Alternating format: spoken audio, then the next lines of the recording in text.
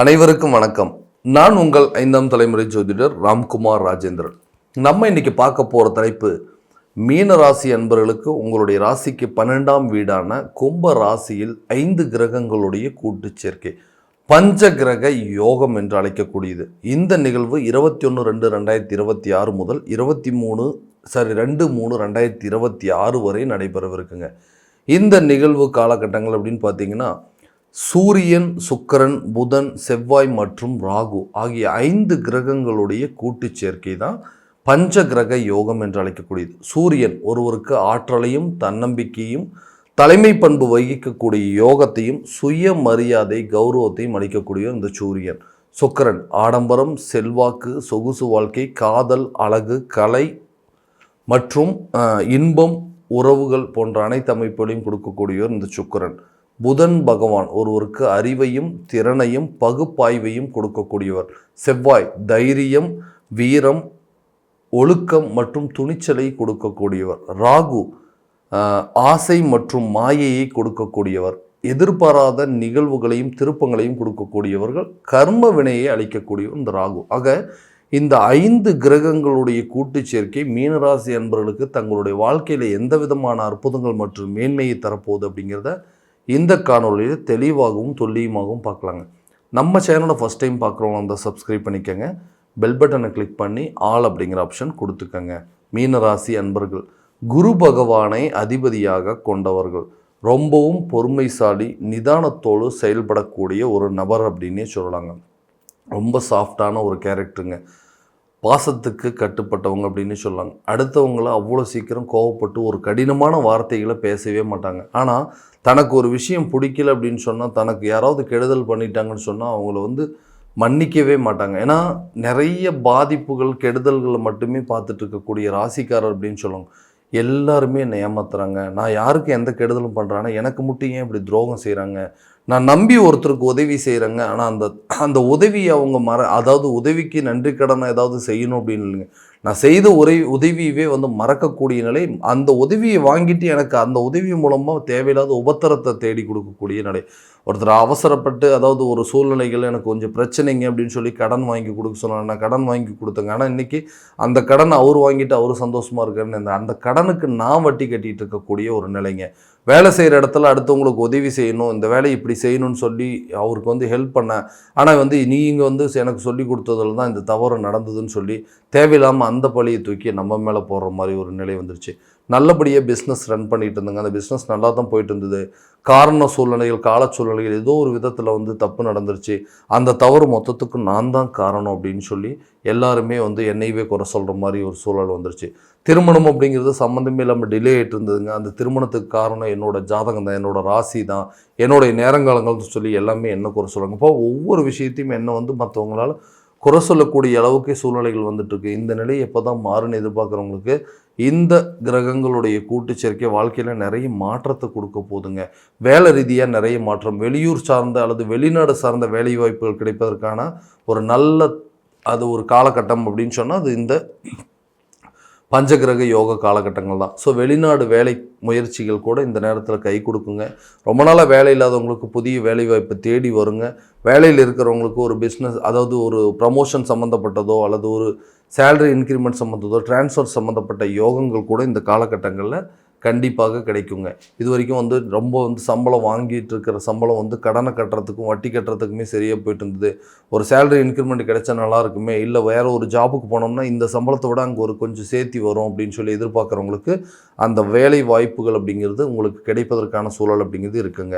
Business ரிலேட்டடாக இருக்கிறவங்க, பிஸ்னஸில் வந்து நான் நிறைய ஸ்ட்ரகிள்ஸை சந்திச்சிட்ருக்கேன், அந்த பிஸ்னஸ் வந்து ஏதோ ஒரு காரணத்தினால எனக்கு தேவையில்லாத நஷ்டங்கள் உருவாயிட்டு இருக்குது, எல்லாம் நல்லா தான் போயிட்டுருக்கு, திடீர்னு கால சூழ்நிலைகள் எனக்கு வந்து எல்லாமே எதிராக மாறிடுச்சு, நல்லா போயிட்டு இருந்த பிஸ்னஸ் திடீர்னு அந்த நிலை வந்துருச்சு, அப்போ இதுக்கு எல்லாத்துக்கும் காரணம் நான் தான் சொல்லி மற்றவங்களாம் என்னை குறை சொல்லும்போது நான் எந்த தவறும் செய்யலை, ஆனால் இன்றைக்கி அந்த தவறுக்கு தண்டனையை மட்டும் நான் அனுபவிச்சுட்டு இருக்கிறேன். கூட இருக்கிற பார்ட்னர்ஸ் கூட எல்லாத்துக்கும் காரணம் நீ தான், உன்னுடைய அதாவது நீ கரெக்டாக யோசிக்காமல் விட்டது தான் சொல்லி எல்லா பிரச்சனையும் என் மேலே சொல்லுவாங்க.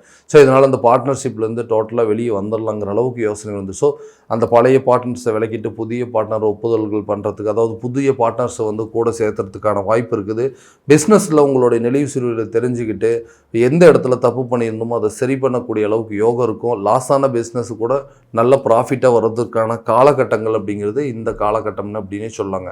ஸோ புதிய தொழிலை தொடங்குவதற்கான வாய்ப்புகள், பழைய பாக்கிகள் வசூலாவதற்கான வாய்ப்புகள் அப்படிங்கிறதெல்லாம் இந்த காலகட்டங்களில் இருக்குங்க.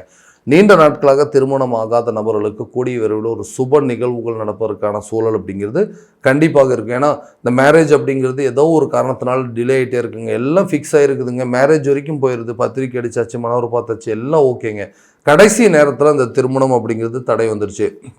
சில பேர்த்துக்கு வந்து அலைன்ஸ் பார்த்துட்டே இருக்கோம், எல்லாமே ஓகே ஆகுதுங்க. ஏதோ ஒரு காரணத்தினால அவங்க வந்து இல்லைங்க நாங்கள் இதை விட பெட்டராக பார்க்குறோம், இல்லைங்க நாங்கள் வேறு இடம் பார்க்குறோம், இல்லை இதை விட நாங்கள் வசதி வாய்ப்போடு பார்க்குறோம், பையன் இன்னும் கொஞ்சம் நல்லா இருக்கணும், பொண்ணு இன்னும் கொஞ்சம் நல்லா இருக்கணும்னு சொல்லி ஏதோ ஒரு காரணத்தை சொல்லி வந்து தட்டி கழிச்சு போய்ட்டு, இதனால் மன உளைச்சல்கள், மன வேதனைகள் அதிகமாக இருக்குது. வீண் விரயங்கள், நஷ்டங்கள் தான் ஆகிட்டு இருக்குங்க. நிறைய ஜாதகம் பார்க்கறதுக்கு செலவு பண்ணியாச்சு, நிறைய கோயிலுக்கு போயிட்டு வந்தாச்சுங்க. எல்லா விஷயத்தையும் ஒவ்வொரு டைம் பண்ணும்போது இதில் வீண் செலவுகள் மட்டும்தான் இருக்குதுன்னு சொல்கிறவங்களுக்கு கூடிய சீக்கிரத்தில் திருமணம் சம்மந்தப்பட்ட யோகங்கள் அப்படிங்கிறது வருங்க. நீண்ட நாட்களாக குழந்தை இல்லாத தம்பதியினருக்கு குழந்தை பாக்கியம் அப்படிங்கிறது ஏற்படுங்க. ஒரு வாரிசு இருக்குங்க, ரெண்டாவது வாரிசு இருந்தால் இன்னும் நல்லா இருக்கும்னு எதிர்பார்க்குறவங்களுக்கு கூட நல்ல தகவல்கள் அப்படிங்கிறது கிடைக்கும். நிறைய வந்து கருக்கலைப்பு ஏற்பட்டு வச்சுங்க, ஐவிஎஃப் ட்ரீட்மெண்ட்டெல்லாம் ட்ரை பண்ணிட்டு எதுவுமே செட் ஆகலைன்னு சொல்கிறவங்களுக்கு இந்த காலகட்டங்களில் அதற்குண்டான முயற்சிகள் உங்களுக்கு ஒரு நல்ல பலன் அப்படிங்கிறது கொடுக்குங்க. கணவன் மனைவிக்கிடையே இருக்கக்கூடிய பிரிவுகள் அப்படிங்கிறது கட்டாயமாக விலகும். ஏன்னா காரணமே இல்லாமல் சண்டை போடுறோம், எதுக்கு எடுத்தாலும் வந்து சும்மா சும்மா சண்டை போட்டுகிட்டே இருக்கிற மாதிரி ஒரு சூழல் இருக்குது. 7 நடக்கிறதுனால என்னமோ 12 வந்து ராகு உட்காந்துட்டு இருக்கனால என்னமோ குடும்பத்தில் நிம்மதி அப்படிங்கிறதே இல்லைங்க. எதுக்கு எடுத்தாலும் சண்டை, காரணமே இல்லாமல் என்னை விட்டு பிரிஞ்சு போகிற மாதிரி ஒரு சூழ்நிலைகள். எந்த தப்புமே செய்யலை, நானும் எல்லா விதத்துலையும் பேசி பார்த்துட்டேங்க, ஆனால் அது வந்து நடக்கிற மாதிரியே தெரியல. காரணமும் அப்படிங்கிறது சொல்லவே மாட்டேங்கிறாங்க. காரணமே இல்லாமல் அதுக்கு உண்டான தண்டனையை மட்டும் நான் அனுபவிச்சுட்டு இருக்கிற மாதிரி இருக்குங்க. ஏன்டா அந்த லைஃபுக்குள்ளே என்ட்ரி ஆனோம், நமக்கு ஆசைப்பட்ட வாழ்க்கை அப்படிங்கிறது தான் அமையல. இந்த வாழ்க்கையாவது கடைசி வரைக்கும் கரெக்டான விதத்தில் கொண்டு போகலான்னு நினச்சா இங்கேயும் இவ்வளோ பெரிய பிரச்சனைகள். லவ் பண்ண பையனும் கரெக்டாக புரிஞ்சிக்க மாட்டேங்கிறாங்க, லவ் பண்ண பொண்ணுமே வந்து சரியான விதத்தில் புரிஞ்சிக்க மாட்டேங்கிறாங்க. ஒருத்தருக்கு ஒருத்தர் மிஸ் அண்டர்ஸ்டாண்டிங் வந்து இன்றைக்கி காரணமே இல்லாமல் பிரிஞ்சு போகிற அளவுக்கு சில நிலைகள் வந்துருச்சு. இந்த நிலைகள் மாறுங்க. கணவன் மனைவிக்கிடையே நல்ல ஒரு ஒற்றுமை ஏற்படுங்க. அதாவது நம்ம தேடி போன நபர்கள், நம்மளை விட்டுட்டு போன நபர்கள், நம்மளை விட்டு விலகி சென்ற நபர்கள் கூட நம்மளை தேடி வரக்கூடிய வாய்ப்புகள், பிரிந்த காதலர்கள் ஒன்றிணைவதற்கான யோகங்கள் அப்படிங்கிறதுலாம் இந்த காலகட்டங்களில் இருக்கும். காரணமே இல்லாமல் சண்டை போட்டவங்க கூட அந்த காரணத்தை தெரிஞ்சுக்கிட்டு இது நியாயமான ஒரு காரணங்களாக இருக்கும் அப்படிங்கிறத புரிஞ்சுக்கிட்டு இனிமேல் வரக்கூடிய காலகட்டங்களில் நம்மளுக்குள்ளே எந்த ஒரு குழப்பமும் இருக்கக்கூடாது. இதனால் வந்து குடும்பத்தில் நிம்மதி இல்லாமல் போகுது, குழந்தைகளோட ஆரோக்கியத்தை கவனிக்க முடியல, அவங்களுடைய கல்வியை சரியான விதத்தில் பார்த்துக்க முடியலங்கிறத தெரிஞ்சு ஒருத்தருக்கு ஒருத்தர் புரிந்து நடக்கக்கூடிய ஒரு தருணமாக இருக்க போதுங்க. வீடு வாங்கக்கூடிய யோகம், நிலம் வாங்கக்கூடிய யோகம், கட்டிடம் கட்டுவதற்கான யோகங்கள் எல்லாமே கண்டிப்பாக இருக்க போகுது. இது வரைக்கும் நீங்கள் போட்ட பணம் வந்து விரயம் தான், இது வந்து நமக்கு நஷ்டம் அப்படின்னு நினச்சவங்க கூட அந்த இடத்த விற்கும் போது அதுக்கு ஒரு நல்ல ஒரு லாபத்தை உருவாக்குங்க. அந்த பணம் மூலமாக நீங்கள் சொந்த வீடு கட்டுவதற்கான யோகமும் அல்லது நின்று போன வீட்டு வேலையை மறுபடியும் தொடங்குவதற்கான சூழல் அப்படிங்கிறது இருக்குங்க.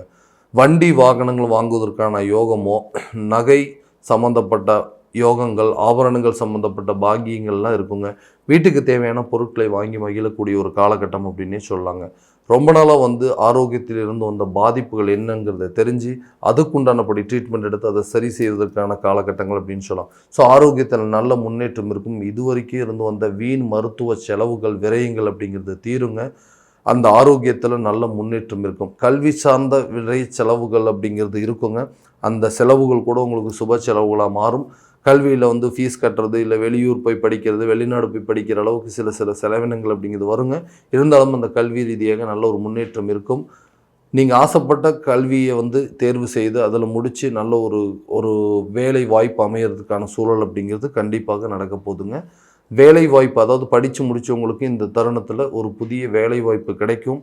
கவர்மெண்ட் ஜாபுக்கு எக்ஸாம் எழுதி ட்ரை பண்ணிகிட்டு இருக்கவங்க கூட இந்த காலத்தில் கண்டிப்பாக ஒரு கவர்மெண்ட் ஜாப் அமைகிறதுக்கான சூழல் அப்படிங்கிறது சாதகமாக இருக்குங்க. ஸோ இதுவரை நம்ம பார்த்ததெல்லாம் கோச்சார ரீதியான பலன்கள் தாங்க. இந்த பலன்கள் அனைத்து உங்களுக்கு நடக்குமானா உங்களுடைய சுய ஜாதகத்தை முழுமையாக தெரிஞ்சுக்கிட்டு அதற்குண்டானப்படி சில முயற்சிகள் எடுக்கும்போது வாழ்க்கையில் எல்லா விதமான வெற்றிகள் அப்படிங்கிறது உங்களை தேடி வருங்க. ஸோ உங்களுடைய ஜாதகத்தை எங்கிட்ட பார்க்கணுன்னு விருப்பப்பட்டீங்கன்னா கீழே தெரியிற நம்பருக்கு கான்டாக்ட் பண்ணி அப்பாயின்மெண்ட் ஃபிக்ஸ் பண்ணிக்கோங்க.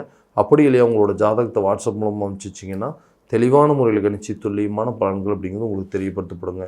மீண்டும் அடுத்த காணொளியில் உங்களை சந்திக்கும் வரை உங்களிடமிருந்து விடைபெறுவது உங்கள் ராம்குமார் ராஜேந்திரன். நன்றி.